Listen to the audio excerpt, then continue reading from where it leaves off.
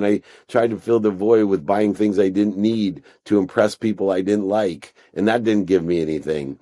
And then that emptiness, sitting alone in my trophy room by myself, is not fulfilling.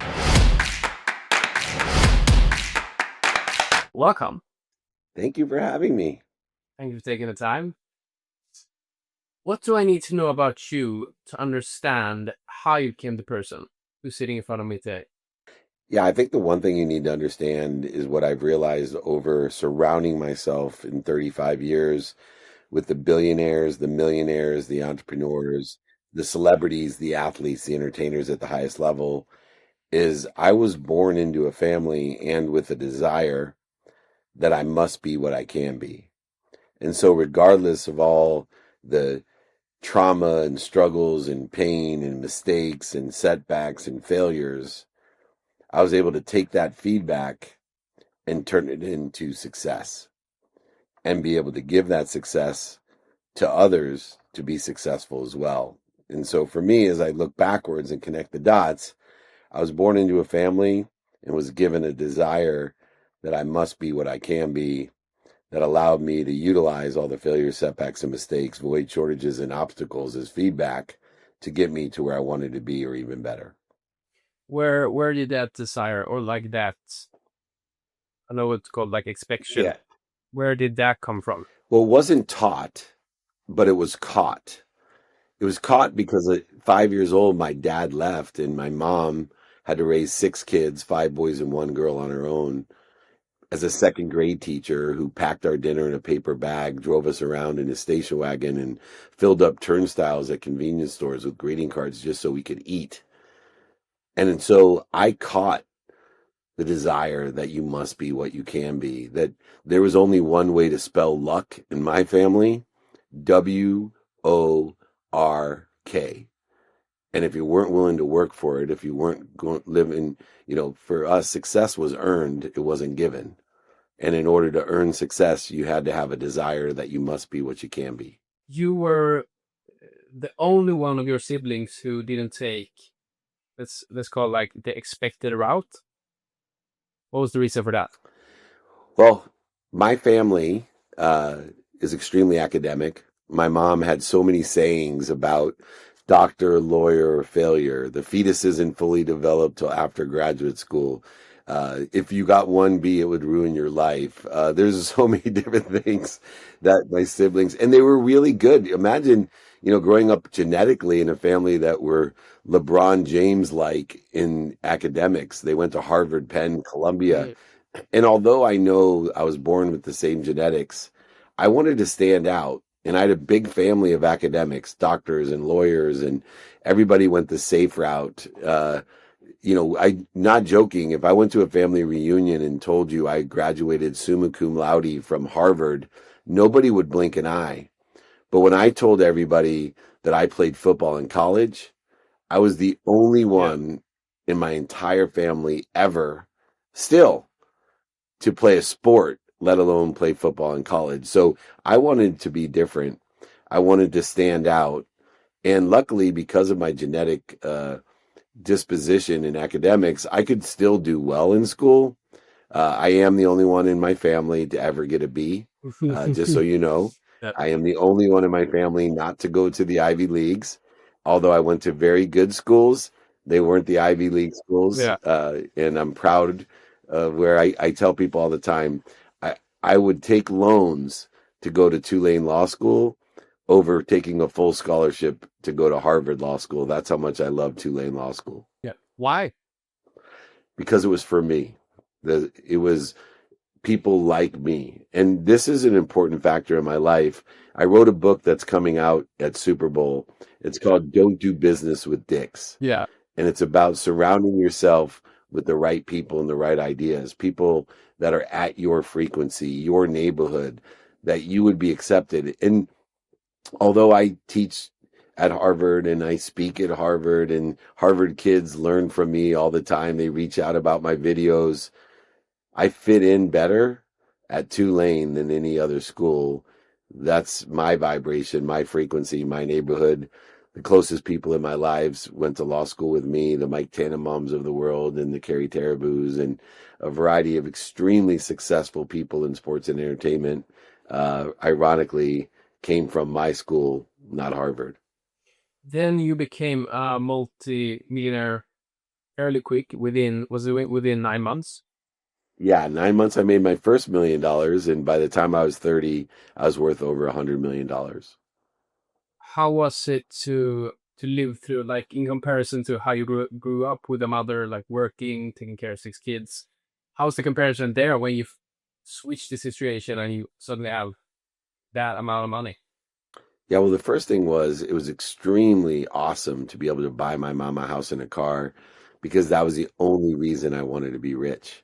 And so to make my first $1 million and not only be able to buy my mom a house and a car at 25 years old, but to continue to make more and more money, to take away the only thing that made me unhappy as a child. The only thing was to watch my mom cry over financial stress so many different times because she couldn't afford to give her children, her family, what she wanted or needed to give. And when I was able to resolve that, there was a great sense of fulfillment. The problem was I had attached my emotions so heavily to an outcome that, and I see this in sports with athletes that want to win a Super Bowl or a Yeah. World Series or a World Cup, that the fulfillment of getting there is so much greater than actually getting there, that there's this huge void. And I tried to fill that void with buying things and it didn't fill it. And then I tried to fill the void again with buying different things and it didn't work. And then I tried to fill the void with buying things I didn't need to impress people I didn't like. And that didn't give me anything. And then that emptiness, sitting, I always say sitting alone in my trophy room by myself is not fulfilling. And so what did I do? I used drugs and alcohol to numb the emptiness, and it aggregated and accelerated, just like my good behavior that I had as a young person aggregated, accelerated, and compounded into extraordinary results. Pretty soon the negative behaviors started to aggregate and accelerate and compound in their results. And so I ended up empty, misguided, losing sight of who I was and what I wanted to become because I had attached my emotions so heavily to being financially secure to take care of my mom that I didn't know what to do. I would always say, I'll be happy when I make 10 million, 20 million, 30 million, 40 million, 50 million. And I never was happy. I just became more and more empty and numbed the pain more and more with bad behaviors. And pretty soon it caught up with me, and God blessed me and he took it all away. I went bankrupt and lost all of it, over $100 million. And he wanted to make sure I learned the lesson. So not only did he take it all away, he made me tell my mom that I lost everything, including her home. The only reason I wanted to be rich, I had to tell my mom that I lost her home and she had to move. And when I did, my mom asked me one question: "Are you okay?" I'm like, "Mom, you didn't hear me. You need to move. I lost your home." She then said, "Oh, do you need some money?" I said, "Mom, you're not listening. I lost everything, including your house. You need to move. Why is God punishing me?" And my mom said, "Son, God does not punish anyone. He only protects you and promotes you and loves and perfects you." "Well, Mom, I don't believe in God anymore." And she said, "Oh," and smirked at me. "Son, you believe in God. You just believe in the wrong God." And that's when I realized you're either humble or you're about to be. My mom suggested that I took stock in who I was and what I wanted to become once again, to make a lot of money, to help a lot of people, and have a lot of fun. And when I started focusing in on my behaviors once again and not attaching myself to outcomes, all of a sudden I made more money than ever, helping more people than ever, and having more fun than ever. My definition of happiness. How how much of a difference did that make? You said you started to become more happy and like change the focus. How were you feeling before compared to after? Like, how big of a difference was it? And was it different, like, when it came to the goals? Did you set goals differently? And like, what was the switch? The switch was a paradigm. And the paradigm was I was always trying to get more, achieve more, be more happy, more healthy, more wealthy, and more worthy. And I shifted the paradigm with not only wisdom of asking for help and humility, finding people who sat in the situation I wanted to be in and asked them for directions, as well as helping other people get to where they want to be. But the major shift was the idea of faith. Just like my mom suggested, that I was protected and promoted, loved and perfected by something bigger than me, that loved me more than my mom, that knew everything, was omniscient, was all powerful, had more energy, more inspiration than I could imagine, an infinite, abundant, unified source that made me a resource. So instead of trying to get more happy, more healthy, more wealthy, and more worthy, I simply realized I am. I am in its purest form of existentialism. I am happy. I am healthy. I am wealthy. I am worthy. What was I doing to interfere with it? And that paradigm shift, that quantum shift has allowed me not only to create and access the abundance that was always available to me, but to empower other people like you, to empower other people to live in abundance with more than enough of everything for everyone. Do you think you'd be able to get that perspective if you didn't experience what happened in 2008? If I did not experience something like Yeah. that, not a chance. I'm not that enlightened. I believe that every problem and struggle has a lesson, a solution in it, and it's just a lapse of time until it becomes a resolution, a resolution. I believe there are people that don't have to experience pain, suffering, and mistakes in order to learn.